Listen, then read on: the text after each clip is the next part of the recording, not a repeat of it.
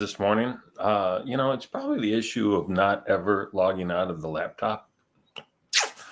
Yeah, I was thinking about that yesterday. I probably need to turn this thing off, shut it down, restart it, do anything. It's weeks. I'm guessing weeks, probably weeks, maybe a month, two, somewhere in there. Anyway, what's up? Happy Valentine's Day. I wore red for you lovely people because it's Valentine's Day. And because I'm kind of excited about today and the topic. Now, whether or not you're all going to see this in the way that you normally would, whether this actually tied into the screen that I had from last week when I set the event up, God only knows. It's exciting to try new things often. And this shouldn't really feel that new now. This is like number 10 of these trybean Tuesdays. So that's cool. But here's what we're going to do today.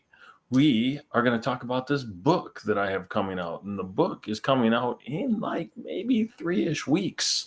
So it's eminent at this point. A lot of wood to chop between now and then. Get a little bit of a rewrite, deep edit, finalize the cover design. We're going to talk about the cover design here in a few minutes. So would love your opinion and feedback on that. So we got to finalize that. We got to get the whole thing uploaded to Amazon. Going to do the digital publishing thing first, and then move to selling it in actual book form.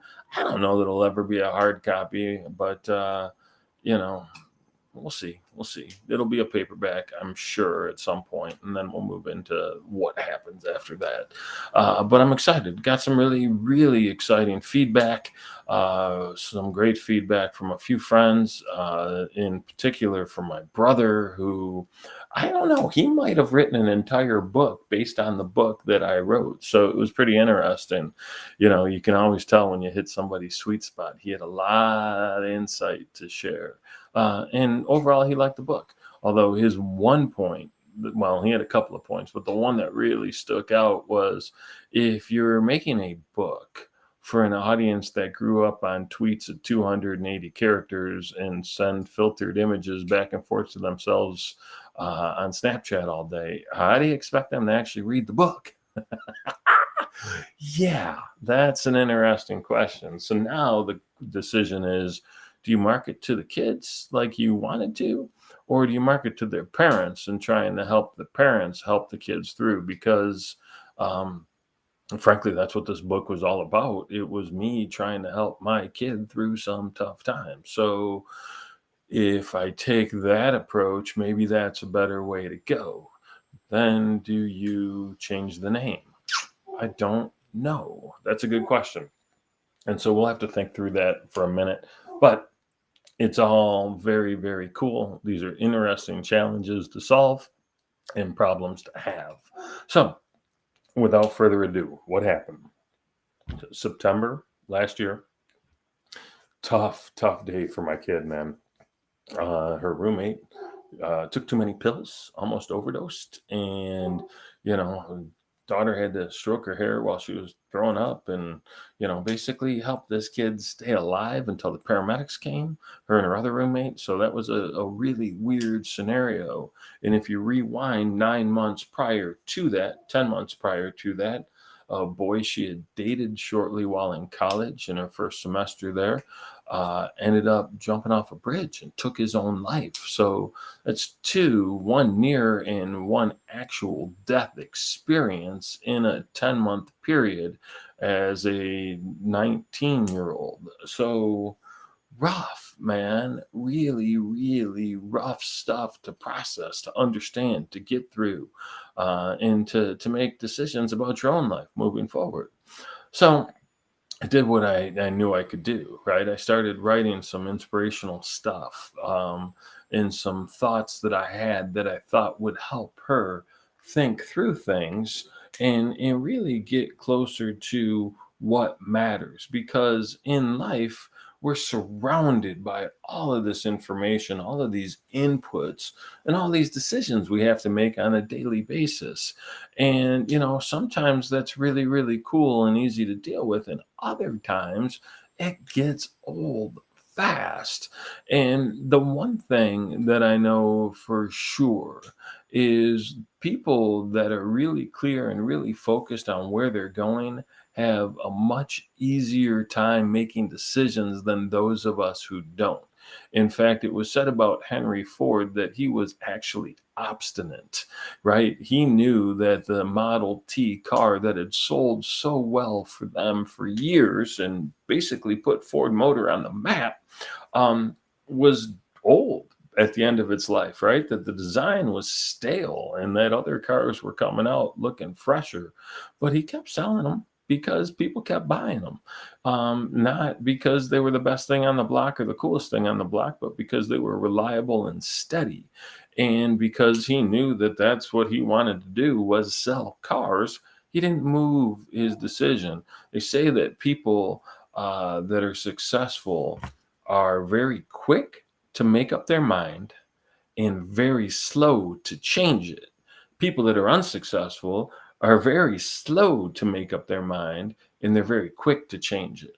And I think what that tells you is if you have a definite purpose, if you have something that you're absolutely going after and you know what you want, you can see very clearly, does this action help me get what I want? Yes or no? It becomes fairly binary at this point. Does this move me closer to where I'm going? Yes, no. If it's a yes, I'm in. If it's a no, I'm out. Right. So that's what helps in that decision making process. And so I started thinking about, well, maybe choices are important in understanding how to make them and make difficult ones at that. And then, really, how do we just keep an even keel?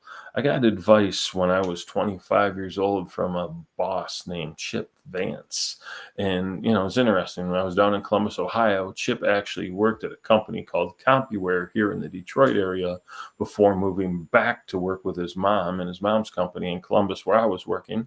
And Chip used the line, keep your highs low and your lows high. And that stuck with me for 27 years because I think it's a really interesting way to live life. Sure, you don't ever have the dizzying heights of whatever, right? Because you keep your stuff tempered, but you also don't have the nauseating lows and debilitating lows that so many people experience because you keep your life tempered. And I've lived that middle way for a very long time. And it's interesting that that middle way, that middle path, is a very Buddhist philosophy, teaching, as it were. Um, and there's something about the idea of finding that harmony in the middle. And so, interestingly enough, finding harmony, literally finding harmony in the fucks you give. I use a star because it's classy. Finding harmony in the F star CKS that you give is actually the title of the book. And it became the title of the book because it was the title of the section in the book. And much like anybody that's ever produced an album, sometimes you find a line in the song or the title of a song and you name the album that. And so, I was considering calling the book Mindset Matters or Mindfulness Matters. In fact, the series of essays that I started writing my daughter were all called that. And then one day I wrote this Finding Harmony piece, and I was like, ooh, I think that's the title of the book. So it is the title of the book. And while we're talking about book titles, let's look at book covers. So I don't know exactly what order I'm going to show these to you in, so that's okay. We're not going to worry about that piece right now. We're just going to show them to you. And I think it's going to be kind of cool. So you should be looking at cover idea number one. Kind of bland, kind of blue, kind of yellow, just kind of, this is the light version. We're not getting too excited about it. Let's see if I can make this just a little bit smaller so we can actually just see the whole thing at once. Look at that, smooth. So Alex Borzo is a friend of mine who is an exceptional writer, and I have tasked her with helping me put this project together. She's made it so a lot of the entries have some really cool interactive pieces. Maybe it's some journaling, maybe it's just write down some thoughts, maybe it's, How do you do a decision tree, right? So there's all kinds of interactivity in this book because, quite frankly, the words I share are one thing, but how you interpret them and how you make them your own is what really, really matters and what's going to allow this book to be helpful for others. So there's that. All right, so that's concept. Let's call it concept one, right? Let's call it concept blue. There we go. Concept blue. So do you like concept blue? Kind of straightforward. I might move it to turquoise and orange so it has my colors in it. But aside from that, pretty straightforward. Concept two, a little different, a little more vibrant, a little more poppycock, poppy seed. Um, I kind of like this look, and I like the idea of this harmony being kind of something that we're tearing away and trying to find and get to. So this book cover kind of resonated with me a little bit more than the last one, but I like it. So let's call this concept rip, right? Because we're ripping into where the harmony is. So do you like concept blue or do you like concept rip? And because I'm not an eye doctor, I'm giving you three choices because there's three choices, right? Well, technically there was five, but I didn't like two of them. So you only get to see three of them. And this is the last one. And this one was kind of cool. And what I was telling her and explaining to her that I kind of like the idea of it being colorful and more chakra-y, right? Instead of focusing on the F word, what if we focused on the harmony? And what if we did something that kind of had that balance to it? And so this was pretty cool. I thought this was a really nice rendition. So let's call this concept harmony, right? So you got concept blue was a straight blue one, right? We got concept harmony that looks like this, and then we got concept ripped, which looks like this. So I would love it if you would drop a comment on which one of these three you actually like. So let me know in the comments. I'm going to go back to stopping sharing and come back over here and tell you a little bit more about this book. So I can tell you a couple of last things. One, it's reasonably short.